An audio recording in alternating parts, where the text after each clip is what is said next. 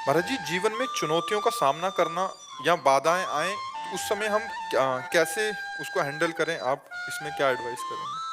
भगवान का चिंतन करते हुए हृदय में भगवान का आश्रय रख करके किसी भी विपत्ति या परिस्थिति में जब आप भगवान से रास्ता पूछेंगे तो आपको अंदर ही उत्तर मिल जाएगा।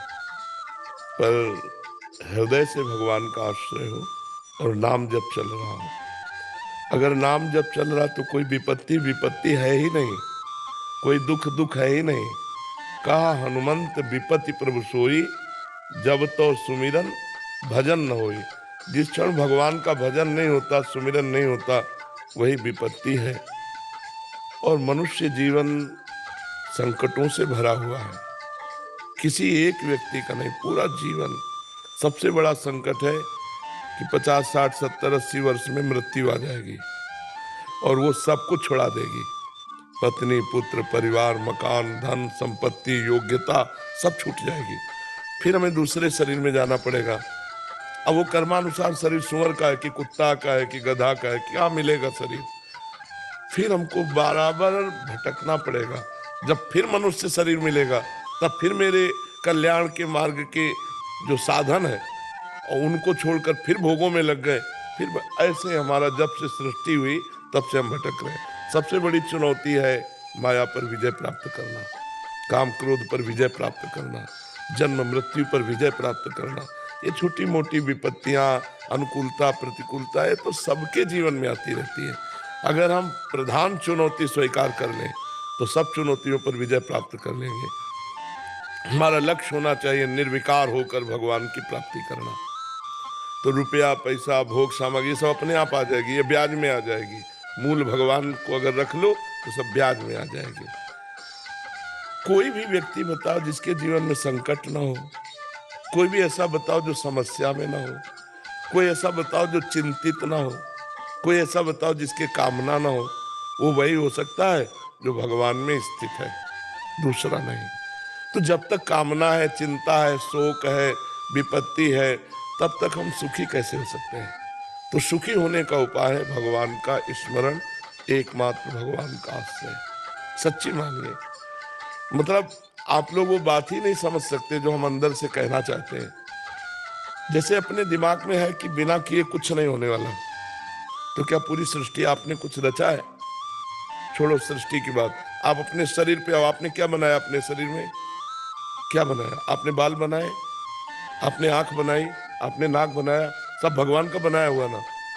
आपकी बुद्धि इतनी क्यों नहीं, प्रवीण क्यों नहीं कर दी? भगवान ने दी है ना। जितनी बुद्धि दी, जितना बल दिया, जैसा शरीर दिया, जैसा घर दिया, जैसा समाज दिया, वो भगवान ने दिया।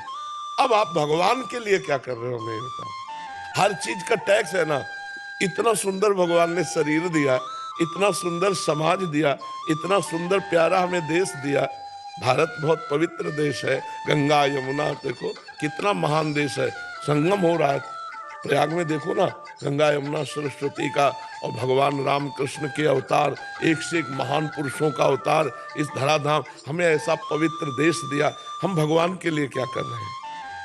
कुछ नहीं। तो हम भगवान को अपना पिता नहीं मानते, स्वामी नहीं मानते। जैसे आप अपने पिता से पैसा 5,000 मांगेंगे, बोले नहीं देंगे, नहीं आपको देना होगा, ऐसे हम भगवान से मांगे? क्योंकि हमारे हैं ना भगवान, हमारे पिता है, हमारे स्वामी है, हमारे इष्ट है। पर हम भगवान को अपना नहीं मानते। देख लो अंदर से, भगवान का नाम जप नहीं करते, तो हमारे को सुख कैसे मिल सकता है? देवी संपदाएं तो हमको फिर नष्ट करती ही रहेंगी। सरकारी विभाग है भगवान का। आप होड़ मत मिला दूसरों से अपनी। आप जो है वो बहुत ऊंचाई पर हो, आप बहुत ऊंचाई पर हो। भारत देश में एक पत्नी व्रत, एक पति व्रत, जो धर्म है, जो मर्यादा है, वो आपको विश्व में कहीं नहीं मिलेगी। भारत देश में जीवन मुक्त महापुरुष, सती यतियों का देश है। आप अपनी महिमा को खोकर वहां पशु आचरण करने वालों को अपना आदर्श मान रहे हो। वो हमारे आदर्श है। विश्व का आदर्श भारत है।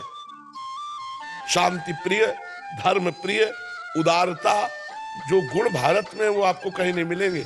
अगर कहीं है तो हमारे किसी ब्रह्म ऋषि की देन है, किसी महात्मा की देन है। तो हमें लगता है चुनौती, विपत्ति, इनसे हम तभी विजय प्राप्त कर सकते हैं जब भगवान का आश्रय हो, धर्म का आश्रय हो, नाम जप हो, तो हम अपने आप विजय प्राप्त, हमारी बुद्धि इतनी पवित्र होगी। जैसे बच्चे ने पूछा कि चुनौती, तो हमारे सामने चुनौती है। हम हर स्थिति में जब तक श्वास है अपने मालिक का जस गाएंगे और अपने मालिक की गुलामी करेंगे और जय बोलकर शरीर छोड़ देंगे। उनका जय बोलकर शरीर बोल, हम पराजित नहीं है, हम पराजित नहीं। अगर हम प्रभु की शरण में न हो तो पराजित हो जाए।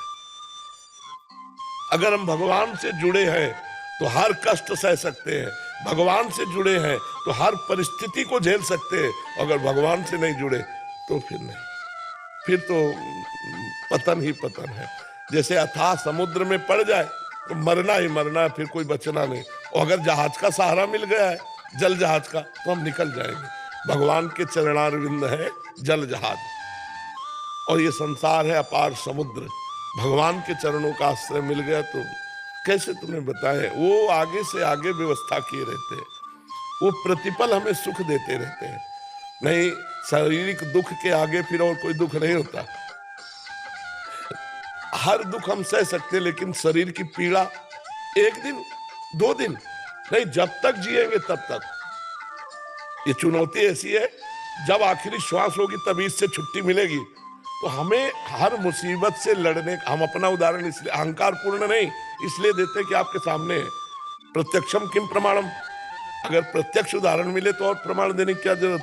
अगर हम भगवान से ना जुड़े हों तो आज ही हमारी दुर्गति हो जाए। और भगवान से जुड़े तो मुझे भरोसा रहता है और वो हमें प्यार देते रहते हैं।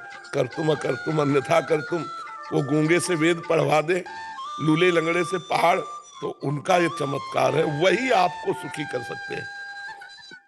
एक बहुत बड़े पदाधिकारी कह रहे थे हमारे पास सब मेडल, सब पैसा, सब है, लेकिन अब मुझे डर लग रहा है, मरूंगा, अब इसे कैसे बचूं? तो भगवान का राधा वल्लभ श्री हरिवंश। दोस्तों, जैसा कि आप सभी ने पूज्य प्रेमानंद महाराज जी की आज की सत्संग की वीडियो में जाना कि महाराज जी अगर जीवन की चुनौतियां आए तो उनसे कैसे लड़े, जीवन में संघर्ष होते हैं, इनको कैसे फेस किया जाए। तब पूज्य प्रेमानंद महाराज जी ने बताया कि जीवन में बहुत सारी चुनौतियां हैं, क्योंकि यह युग कलयुग है और कलयुग में तो वैसे ही बहुत परेशानियां होती है, बहुत बुराई होती है। पूज्य प्रेमानंद महाराज जी ने बताया कि यह भूमि कर्म भूमि है, यहाँ जैसा कर्म करो वैसा ही फल मिलता है और कई पुराने जन्मों का भी फल मिलता है। तो पूज्य प्रेमानंद महाराज जी ने बताया कि इन सभी चुनौतियों से लड़ने का एकमात्र सहारा है भगवान। भगवान को हमेशा याद करते रहे, हम उनको याद करते रहे, उनके सहारे रहे। अगर हम उनके सहारे रहते हैं तो हमारा कुछ भी गलत नहीं हो पाता, सिर्फ सही ही होता है। पूज्य प्रेमानंद महाराज जी ने बताया कि हमें हमेशा राधा नाम रटते ही रहना चाहिए, राधा नाम निरंतर जपते रहना चाहिए। अगर हम राधा रानी को हमेशा याद करते रहते हैं, जपते रहते हैं और अपने हर कार्य को करने से पहले उनको याद करते हैं, हर कार्य यह समझकर करते हैं कि हम नहीं भगवान कर रहे हैं, हम उनके सहारे और भरोसे रहते हैं, तो हमारे काम में कोई भी बाधा नहीं आती और जीवन की चुनौतियां आराम से हम सहते चले जाते हैं। राधे राधे दोस्तों।